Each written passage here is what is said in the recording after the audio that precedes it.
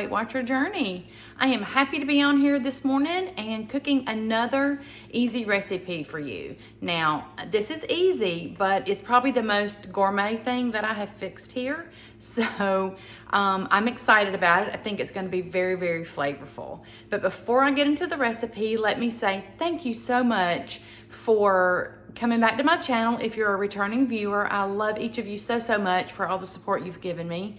And if you're just finding my channel, a big welcome to you. I want to be friends and family here on YouTube. So make sure that you like this video, drop me a comment below, make sure you subscribe and hit that bell so you are notified when I upload, which is just a couple times a week normally, and it's a recipe or a grocery haul, just a supportive chat or message for you guys. So I want you to know that I'm here for you no matter whether you're doing Weight Watchers or something else. I want to support you on your journey all along the way, whether you're at goal, you're just beginning, or you've already lost a lot of your weight. So this is a very, very safe channel for you to be at. Just nothing but support and fun times. So without further ado, let me tell you what we're gonna be making today. Ready? Baked Tuscan chicken. I'm so excited. Really, I am not a chef. I'm not a baker. And I don't fix gourmet things, but I was perusing Pinterest for some ideas for dinner, and I came across this recipe, and I will link the full recipe down below, so don't feel like you've got to write everything down while I'm showing you. It's really simple. And I will link the original recipe as well so you can see that, because I did make a couple of modifications. But I will also give you the bites and the points for this recipe, because I know some of you are following Weight Watchers, some of you are doing the Healthy app, and I want to make sure I'm giving you both options for you in your recipe. So let me turn the camera down and show you these simple ingredients. And honestly, the only thing I didn't have in my cupboard was two items, the sun-dried tomatoes and the evaporated milk. So let me show you what we've got going on here. Okay, a little hard to see. There we go. So 4 rather large chicken breasts. I did take my heavy skillet and I pounded them to the most even thickness that I could so they would cook pretty evenly, and they are large. So I did put it in the largest casserole dish that I have. Okay, now for the main ingredients that are gonna go on the top of the chicken, we've got a little bit of olive oil. It called for canola oil, but I did not have that, so I'm just using a tablespoon of olive oil. We have a little salt, a little pepper, some Italian seasoning, and some paprika. Now that is going to be combined and rubbed just on the top of the chicken, because the bottom of the chicken is going to be sitting in our cream sauce. Yes, I said cream sauce. Woohoo, who's excited about that? Okay, the cream sauce is really simple as well. I've got a cup of evaporated milk. It did call for heavy whipping cream. I wanted to lighten it up as much as I could, still giving it that full flavor, and without taking a chance of something that's no fat or low fat curdling in the oven, because it is cooked at 425 degrees. So we did not want that mishap. And I'm not 100% sure that won't happen with evaporated milk, because I'm cooking this for the first time with you guys. So, but I think we'll be okay. We've got, it called for a half a cup of chopped spinach, fresh spinach, but I did a little more, probably closer to a cup. I mean, more spinach can't hurt, right? It's got 1/3 cup of chopped sun-dried tomatoes. I did choose no oil version, and I found this at my local Walmart, and it is actually 0 because it has no oil. We've got about a 1/4 cup of Parmesan cheese, grated or shredded Parmesan cheese. We've got some minced garlic, a little cornstarch, and more salt and pepper. That's it for our ingredients. So I think that we're going to be super excited about this. I'm going to pair it with some whole wheat penne pasta tonight, and we'll probably have a side salad. So at the end, when I come back, I'll give you the points and the bites for all of it. So let's get started. All right, we're gonna take our tablespoon of olive oil, and I'm just going to brush the top of my chicken so our seasonings will stick to it. This is going to be awesome. I can already tell you, just the spices and the sun-dried tomatoes before they're on my chicken and cooked are smelling amazing. Okay, I think we're good here. All right, now we're just gonna take and combine all of these spices together. Okay, just give them a little stir here to combine them. All right. And it's gonna be pretty too. It's gonna be really colorful with those sun-dried tomatoes and that green of the spinach, because the spinach doesn't go on till the very, very end. All right, let's just sprinkle a little bit of this on each chicken breast.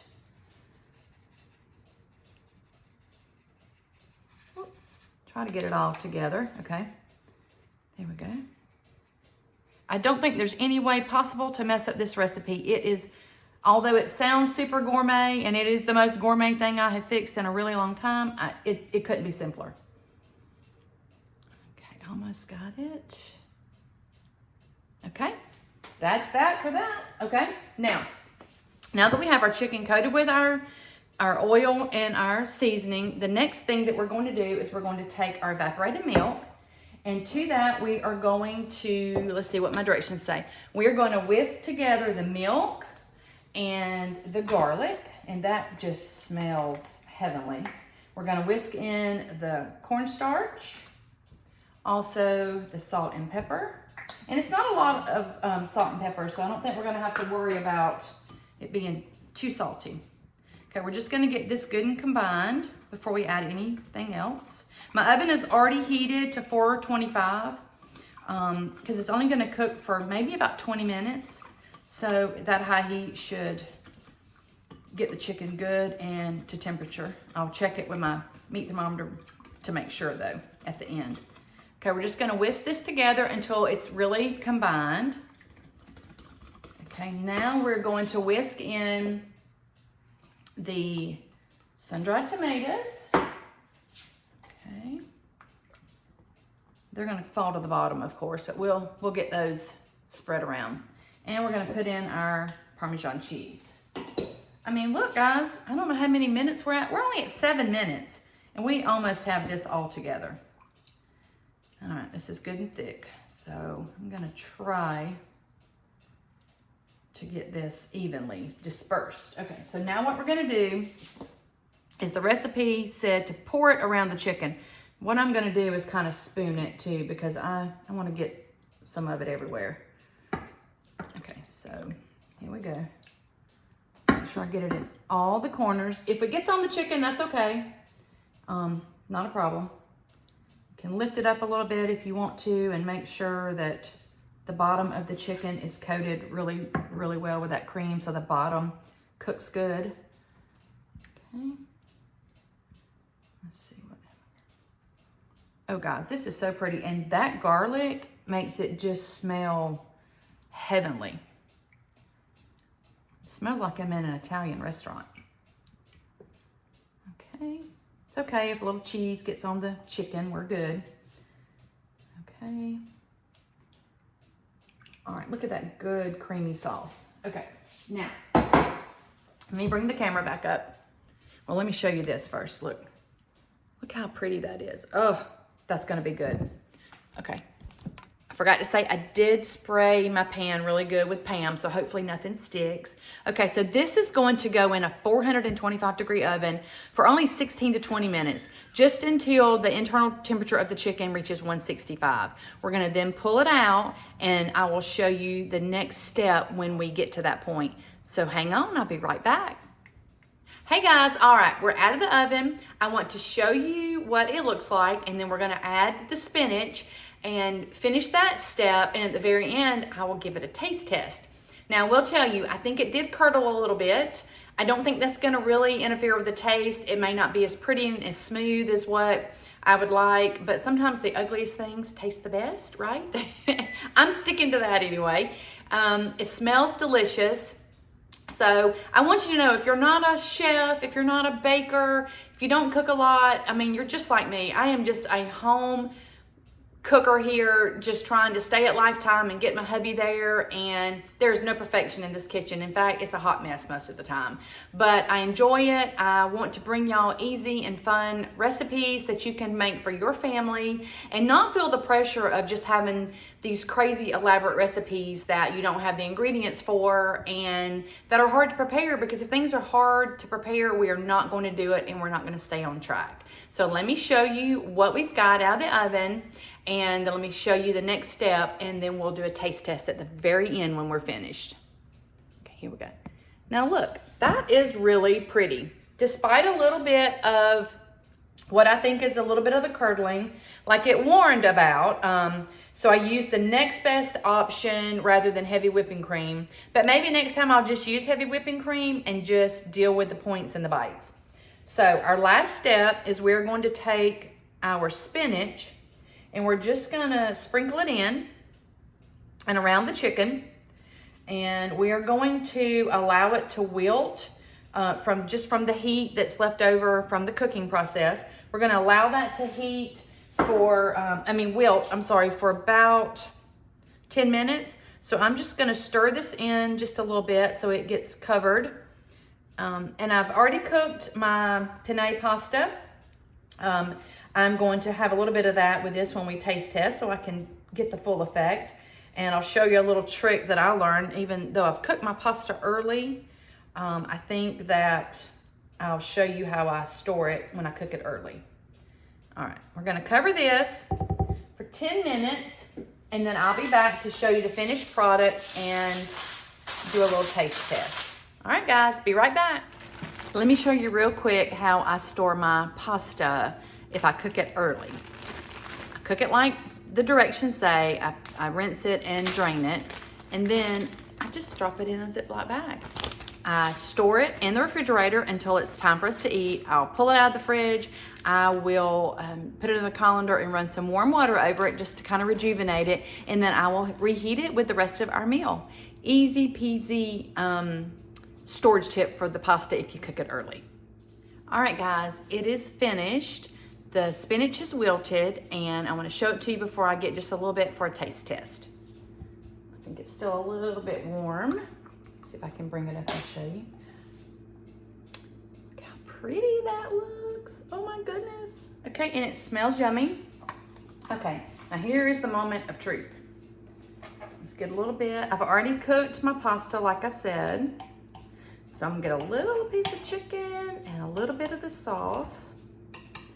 Okay, put it over here. I really hope this is good. I am looking forward to it. All right, let's get a little bit of the sauce.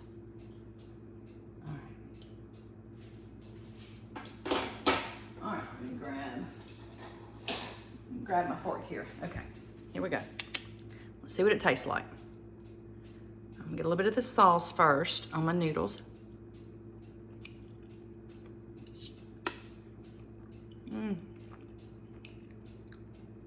It's got really good flavor, really, really good flavor.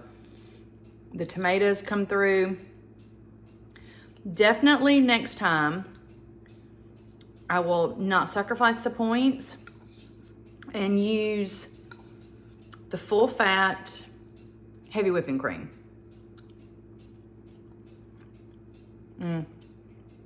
Guys, this is yummy. This is really, really, really yummy. This is a keeper recipe for sure. But definitely I will use the heavy whipping cream next time to avoid any possible curdling. I think also on the Parmesan cheese, I think I will not use the grated like I used. I think that I will use more of a fine Parmesan cheese and mix that in. I think that will be less likely to also release some of its extra oils and maybe promote the curdling a little bit.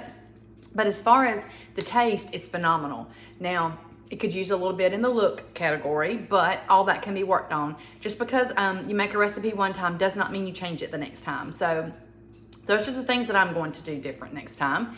But it's very yummy, and it with a 2-ounce serving of my whole wheat penne pasta, it is 10 Weight Watcher points. So that's gonna be about a cup of pasta with a full chicken breast and a quarter of this sauce.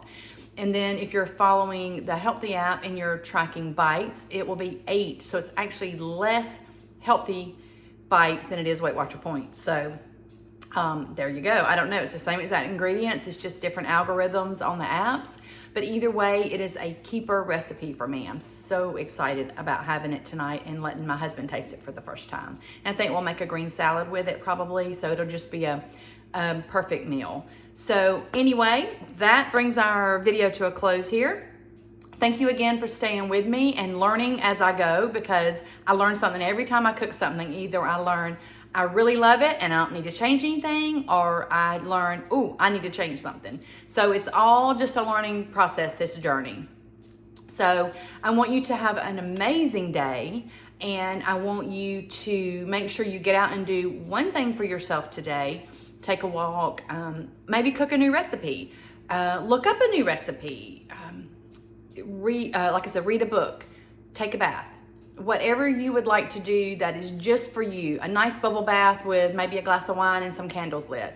That's just a peaceful, tranquil time. Maybe you want to phone your friend you hadn't talked to in a long time and just chat and catch up. Anything that we can do for ourselves is going to put ourselves first and kind of refresh us, especially here at the end of the week. It's going to make our journey go so much better. And I would love to hear down below in the comments, what are you doing for yourself? What are you doing to recharge and refresh and make sure you're taking care of you so you can take care of the people in your life?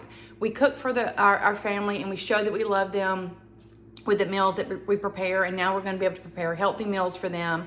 But sometimes we just need a little recharge. So I'd love to hear about that.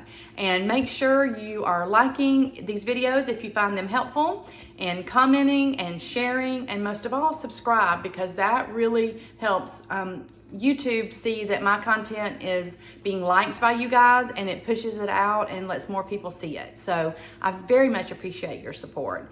Now I want you to go and have a really, really awesome start to your weekend, because it is Friday. All right, guys, I'll see you on the next video.